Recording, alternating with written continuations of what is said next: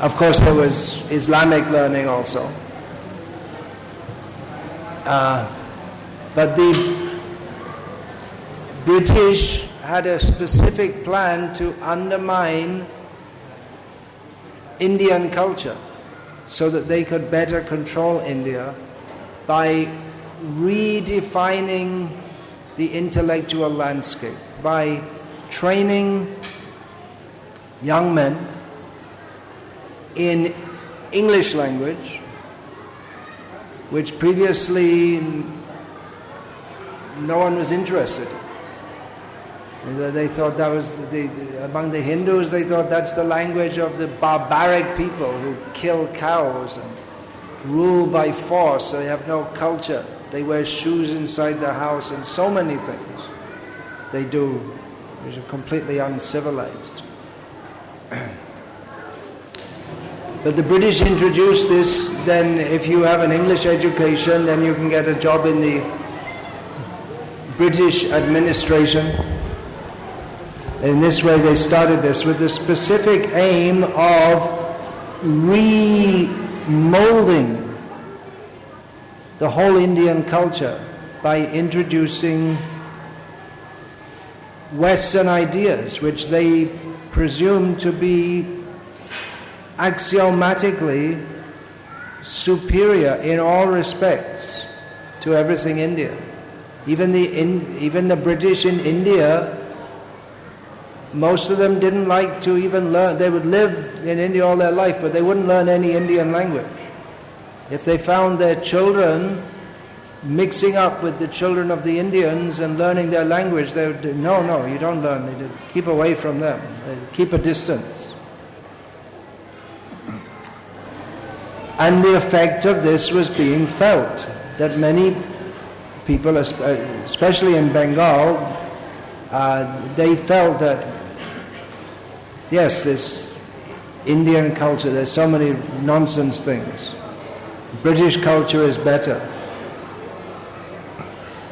It was an intellectual attack, and there were intellectual responses to this. In the form of, in Bengal there was the Brahmo Samaj. Later there was the Ramakrishna mission. Ramakrishna himself was not a philosopher in the traditional or in the academic sense. He was considered to be a bhakta. So you can understand what people think. He was doing bhakti. His idea of bhakti was definitely not according to Bhaktisiddhanta. But he was among the many paths that he claimed to follow. It was his bhakti, supposed bhakti for Kali, that was the most prominent. It had been very influential in Bengal, and later through the efforts of Vivekananda, he became widely known throughout India. As Vivekananda became widely known, he started the Ramakrishna mission. And Vivekananda wrote many books, unfortunately.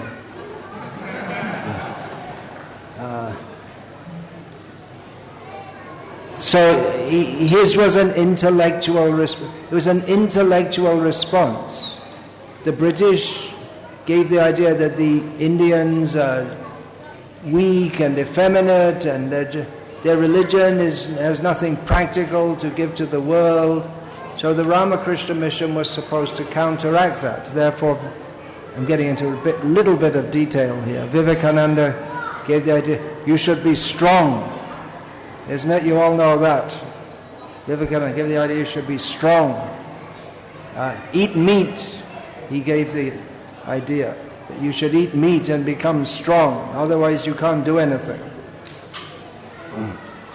But it was an intellectual response. Elsewhere there was the Arya Samaj, Prarthana Samaj on this side of India. Prarthana Samaj in Bombay.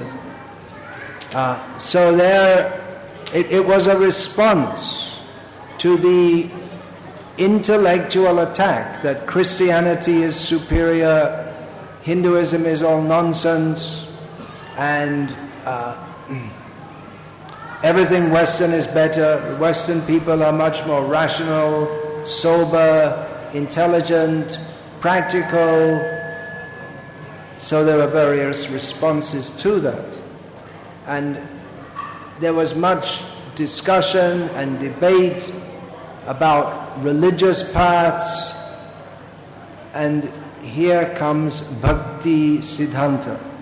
Because Bhakti and Siddhanta, they were considered to be different things. That there's philosophy, and philosophy that means, in Hinduism, that means you become, philosophy means Advaita.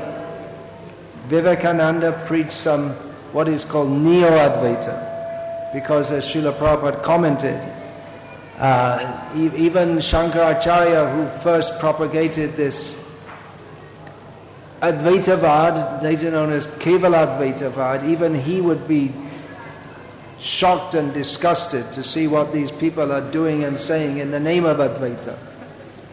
He would not be happy with Vivekananda, who took Advaita to mean that you can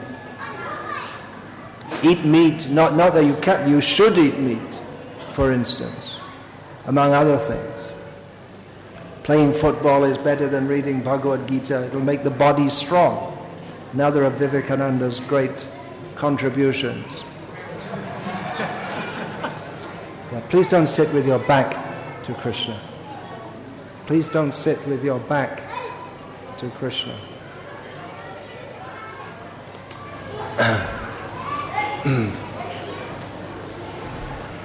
So bhakti, that was considered to be just feelings and emotions, but when you come to actual philosophy, then, as Krishna says in Gita, it may be taken like that. What is that? Tatal sukhe dukhe samekrit labha jaya. It also, again and again, Krishna speaks about being equipoised in all circumstances. Samatvam yoga uchyate. Being equipoised, samatvam, that is called yoga. Whereas bhakti is very emotional. So where is bhakti and siddhanta? The two don't come together. Of course, that's a great misunderstanding, because the Vaishnava Acharyas, beginning with Sri Ramanujacharya and his followers, particularly Vedanta Deshika and Madhvacharya and his many followers, they have established that the ultimate siddhanta of Shastra is bhakti. In our so many, Vallabhacharya has given so many writings, philosophical writings, as well as his very beautiful writings, which just they express the spirit of bhakti. Quite famously among ISKCON devotees now in India is Vallabhacharya's Madhurashtakam, describing the sweetness of Krishna. But he also wrote so many philosophical works, commentaries on Vedanta Sutras, commentaries on Bhagavatam, and of course in our Gauriya Sampradaya, Rupa Goswami. Please turn your cell phone off and don't take photographs also. Rupa Goswami, Sanatana Goswami, and particularly Jiva Goswami, they established Bhaktisiddhanta, and this term Bhaktisiddhanta comes several times in Sri Chaitanya Charitamrita. But cheap devotees, those who are not actually very serious about bhakti, they had the idea, well, we'll just have the feelings of bhakti without the philosophy. The feelings as manifested by Sri Chaitanya Mahaprabhu. And as described particularly in Sri Chaitanya Charitamrita. In Sri Chaitanya Charitamrita, Krishnadas Kaviraj Goswami, before describing the ecstatic manifestations of Sri Chaitanya Mahaprabhu, gives much shastric and philosophic background as to how he is the Supreme Personality of Godhead. He also states, Siddhanta Bolaya Chitena Karaha Alosh, Iha Hoite Krishna Lage Sudhira Manosh. Do not be lazy in understanding Siddhanta, the proper philosophical conclusions, which is Bhakti. Siddhanta means Bhakti, ultimately. It means Bhakti. Because by understanding this, one's mind will be very strongly attached to Krishna. So it's a kind of laziness to not want to understand the philosophical conclusions given by the acharyas, given in Shastra. To just want the nectar. We want to enjoy the bliss of Krishna consciousness, but not trying to understand the teachings of Krishna consciousness. But that's what people in Bengal in particular thought that bhakti is. Bhakti is just some emotion without any philosophic background. But without any philosophical basis, one is unable to distinguish between spirit and matter. The first step in spiritual understanding is learning to discriminate between spirit and matter. And if one doesn't do that, or if one is not assiduous in doing this, then one may try to go immediately to the pure state, to attain one's siddha deha, one's perfect position in spiritual emotion. The adhikana labhya siddha deha bhave. What is that? Viparit phala bhave, shaktira bhave. If one tries, without qualification, if one tries to meditate upon one's perfect spiritual position, then one will get the opposite effect due to lack of strength, lack of spiritual strength. So it's not that one can just imitate Chaitanya Mahaprabhu, his ecstatic emotions, neglecting the fact that Chaitanya Mahaprabhu also taught in great detail the teachings of Krishna consciousness to his intimate followers and instructed them to write books outlining all of these things. So what had happened in Bengal is that cheap devotees they want to get the essence of pure love, pure Krishna prema, but they were lazy in understanding the Siddhanta. Because it takes quite some effort to apply one's mind in all these things. And you may think, well, why not just chant Hare Krishna and be happy? What do we need to understand? There's so many things. The essence is to chant Hare Krishna and love Krishna. So, okay, I'll love Krishna. But loving Krishna, there's a path of doing so. Ado shraddha tata sadhu sangha. Then bhajana kriya, anartha nivriti. By associating with sadhus, they will help us to become free from all our material attachments. Sadhu, santa evasa chindanti manovya sangam uktibihi. The sadhus, they will cut our material attachments by their harsh words.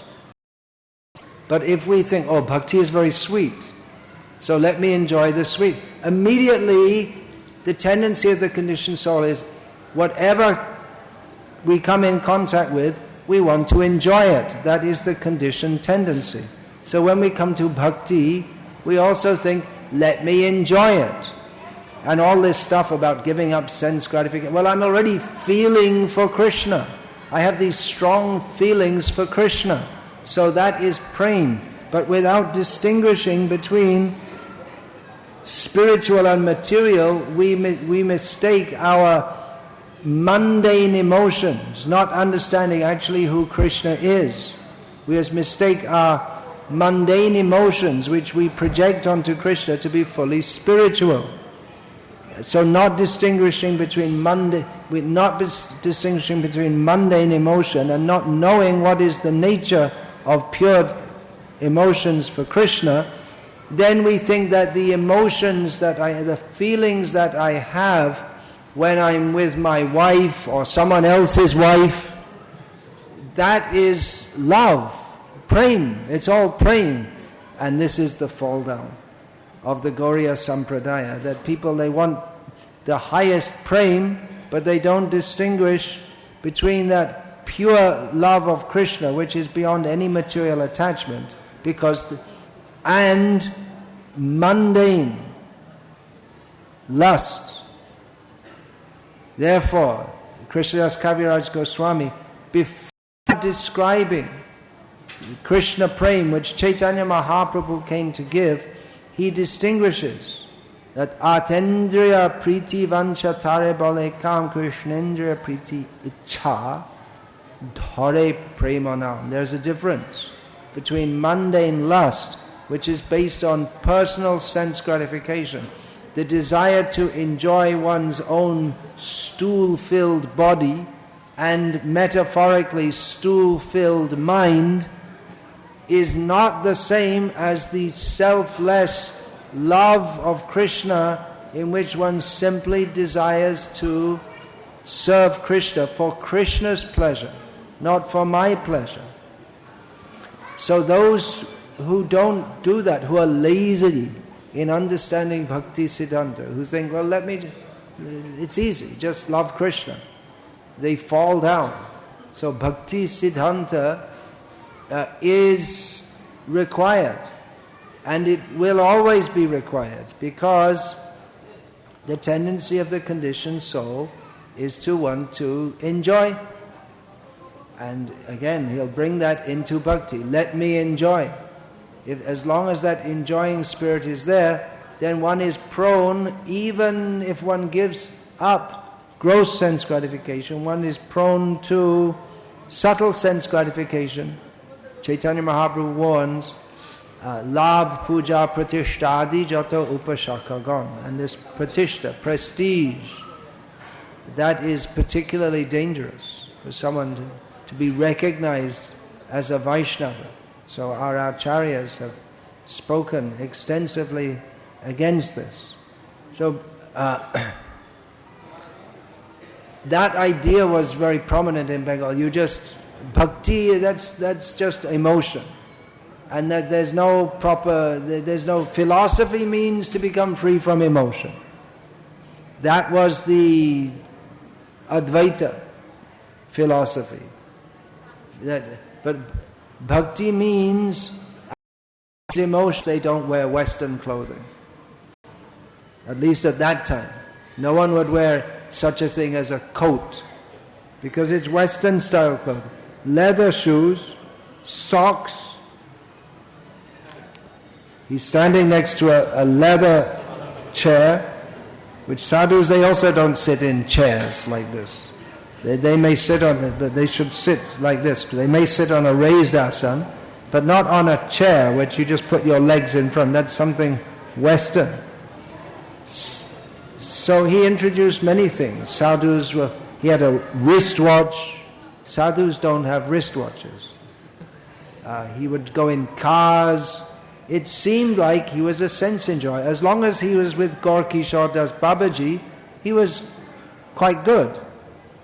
But then he founded this Gauriya Math, and he spoke so strongly against all kinds of sense gratification, but it appeared that he himself was like a babu, a gentleman of this world. But again, that has to be understood through Bhaktisiddhanta. What is yukta vairagya, Rupa Goswami's teachings, anasaktasya vishayan yathaham upayunjataha, nirbandha, krishna, sambandhe, yuktam vairagya muchyate. One has to that not being attached to anything of this world, but seeing everything in the world as paraphernalia for Krishna's service. One can live in this world in yukta vairagya, not just giving everything up, but using everything in Krishna's service. So all these points have to be understood very carefully. Therefore, siddhanta balaya chitte na karaha alash. One should not be lazy in understanding this subject matter. Srila Bhaktisiddhanta Saraswati Thakur, he certainly wasn't lazy in distributing Bhaktisiddhanta. Apart from his writings, he would speak extensively. For him, a 2-hour talk was a short talk. He would speak for 5 hours or 6 hours. Philosophy. Hardly he told stories. There are so many stories in Shastra, no doubt. But generally his proclivity was not to tell stories, but he would speak philosophy, and in quite a complex manner. Not only was the subject that he presented complex, but his linguistic style was also quite complex. Not quite complex, almost non-understandable. Actually, I had that experience. By the grace of Srila Prabhupada, I learned Bengali at a level that I could many years ago. I can read it and speak it, but I didn't read Bhaktisiddhanta Saraswati Thakur's writings for a long time until someone encouraged me, because I thought it's just too tough. And Srila Prabhupada also said, when I first heard him, I couldn't understand him, but then someone encouraged me, no, you try. Well, you have to apply your mind, you can understand it. So I did. That was a great breakthrough for me, to read his writings. But once you understand the style, then you'll find that one extremely important feature of his speaking and writing is that it is in such a manner that it is not at all vague, it's very clear, it's not misinterpretable. This is a very important feature, because even Shastra itself, parokshavad rishayaha, it's often paroksha chamama priya. Krishna says that the rishis, they generally speak in a roundabout way. And I also like that. But everything he presented was very clear if you can understand the language. So it was, but you have to apply your mind. Yaha hoite Krishna lage surya manosh. It's not exactly a mental exercise, because no one can understand him unless they come to this, at least to the platform of submissiveness, of being ready to hear him. Otherwise there's no question of even beginning to understand anything that he says. But it was difficult. Even his own followers, they would sit and listen, and afterward many of them would go to Bhakti Rakshak Sridhar Maharaj and ask him, well, what did he say? They'd sit through the whole lecture, and then he'd explain it to them after. He'd translate it for them from Bhaktisiddhanta Saraswati Thakur's what he called Gauriya Bhasha. Not exactly Bengali. He said, once he was asked, once he was speaking with some people in English, and he seemed to be groping for words. So someone suggested to him that you speak in Bengali, and because Bengali was his first language. He said, I'm not speaking English or Bengali or any language of this world. You just try to hear and understand.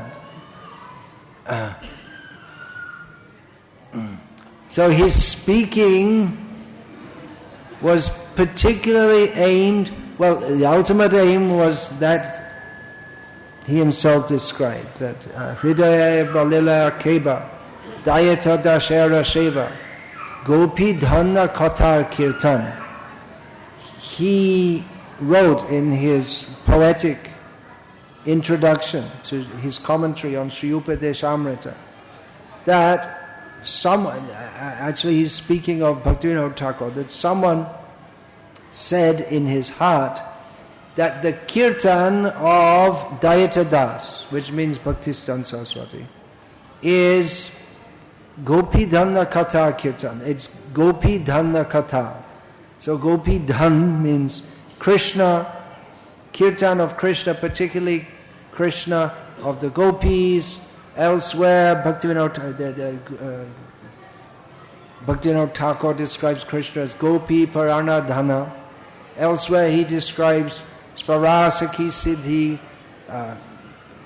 Svarasaki Siddhi, Vrajakopiyadam, that the wealth of the gopis of Vrindavan is their Svarasaki Siddhi, their own personal, individual inclination to serve Krishna, which they do perfectly. Everyone's an individual. So glorifying Krishna of the gopis and the gopis' service to Krishna, that is his kirtan. But to reveal that, he first wanted to bring devotees to the platform of proper eligibility. Adhikana labhya siddha deha bhave viparita phala janme shaktir abhave. These words of Bhaktivinoda Thakur, that without becoming properly eligible, if one tries to meditate upon one's perfect position, one's Svarasaki Siddhi, Siddha Deha, then there'll be an opposite result. One won't get that due to lack of Shakti, lack of proper qualification. So he would speak for hours philosophically. He wrote so much. Actually, he had so much to say. And his followers would collect that, make articles on this from all angles, in all ways. He spoke on the subject of Shastra. He was vastly learned in not only in Vaishnava philosophy, but in all various philosophies of India, of the Western countries. He could meet with anyone and speak. He would go on speaking and speaking and speaking, trying to convince people. But it wasn't like some college lecture where just speaking and it's boring and you fall asleep. But he was imploring people. It may be common people. Generally he'd speak to very educated people. He sometimes went to villages also. But in those days in the villages there were many educated people also. Whether it was non-devotees, first-time comers, or among his own disciples also, he would implore them. He would again and again. He said that there was one verse which he had put on the wall when he was living in the home of Bhaktivinoda Thakur, Bhakti Bhavan in Calcutta. One verse from Bhagavatam, Labdva sudurlabamidang bahu sambhavante manusham artadam anityam apihadhira turnam yateta napate danumritya yavan nisraya saya vishaya kalu sarvatasya.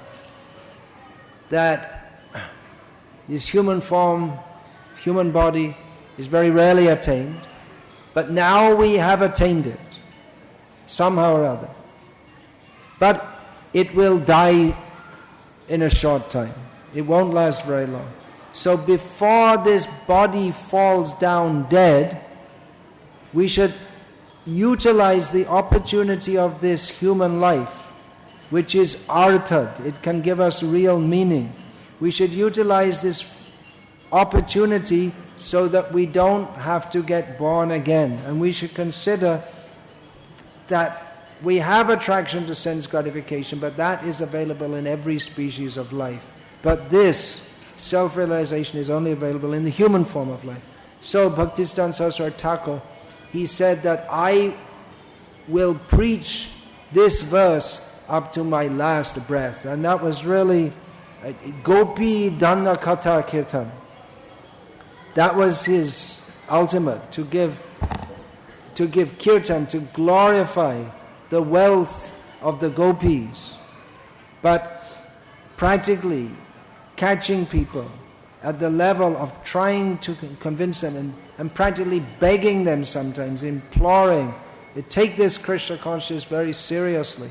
Don't think that bhakti is just some semi-spiritual or religious, something to make me feel nice. Definitely we will feel nice if we perform bhakti, but we should know how to perform bhakti in such a way that we will actually become satisfied. Ahaituki apratihata yayatma suprasidati. We have to give ourselves fully to Krishna. How are we going to do that? How are we going to become convinced? We have to understand who Krishna is. There's so many misconceptions about Krishna. We have to understand who we are. We have so many misconceptions about ourselves. So in this way he taught Bhaktisiddhanta. And we should also go on studying Bhaktisiddhanta. By far the best way for studying Bhaktisiddhanta, practically the only way in the modern age, is by going through the teachings of Bhakti Vedanta. Bhakti Vedanta and Bhaktisiddhanta, the terms are practically the same. These two Prabhupads have given us the knowledge by which we can go beyond the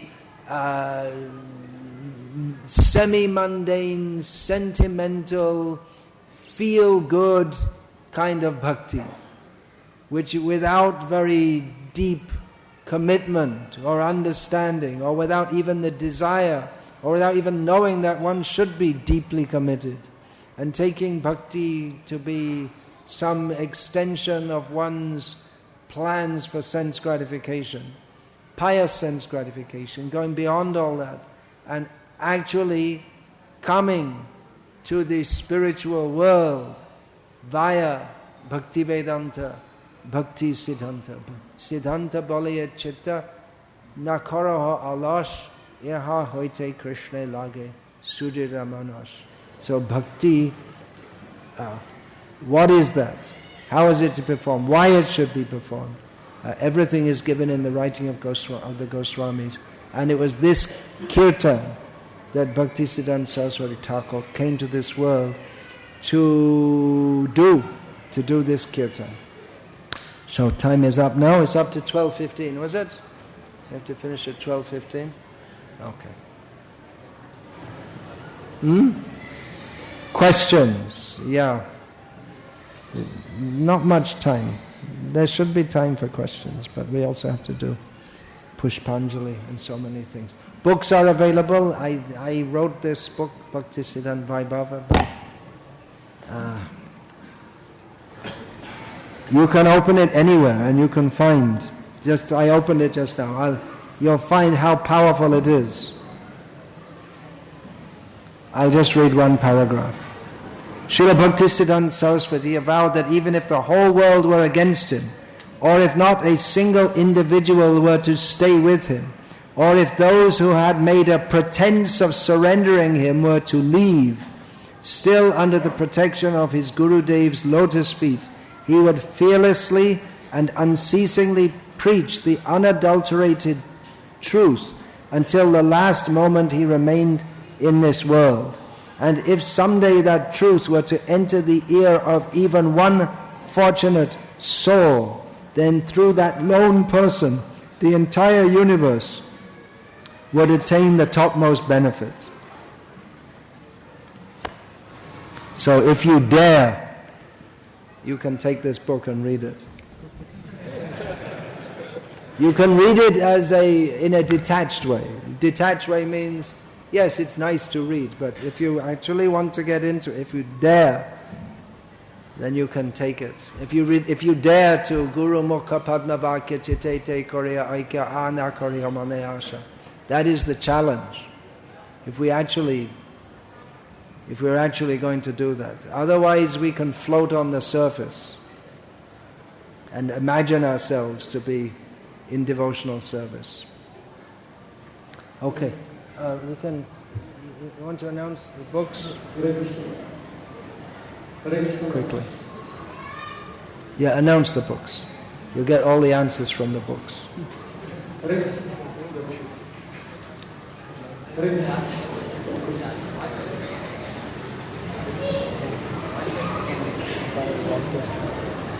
Yeah, okay. Hare Krishna, very grateful to you for your talk, explaining to us how even Bhakti understanding philosophical aspects of Bhakti is very essential. Hare Krishna. Yeah, ask it. Yeah. So Maharaj, we see in Srimad Bhagavatam there are many sections which are quite philosophical to understand in terms of applying our mind.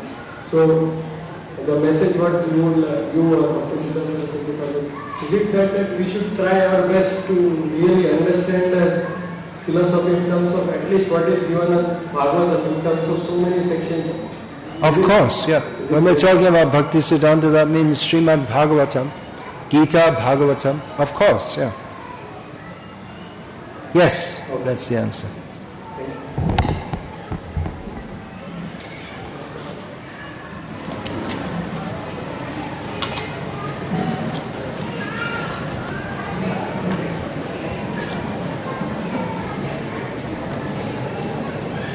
Hare Krishna. So this is Bhaktisiddhanta Vaibhav, which Maharaj's main contribution among his books in service to Srila Prabhupada. So this book, as Maharaj stated, clearly states the mood of Bhaktisiddhanta Saraswati Thakur's preaching. He's our Parama Guru. So we have to understand how... He's my Parama Guru.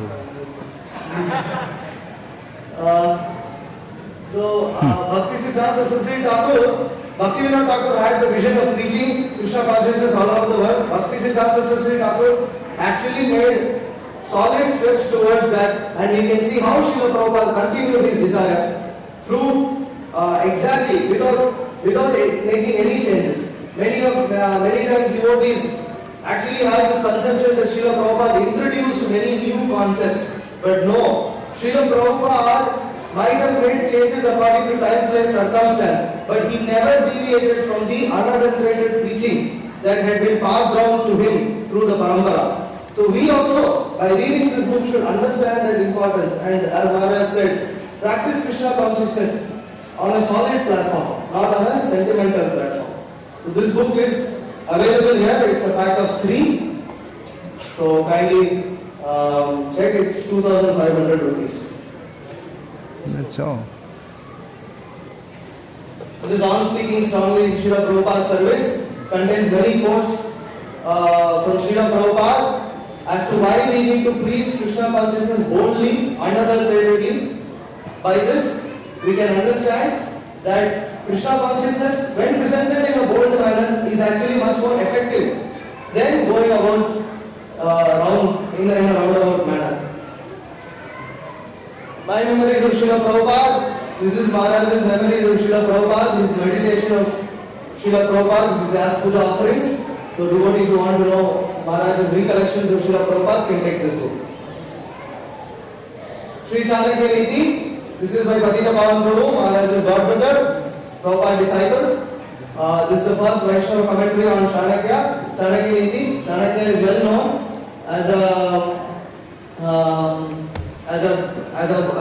a wise person, as a brahmana who had given Prabhupada had also quoted many times from him.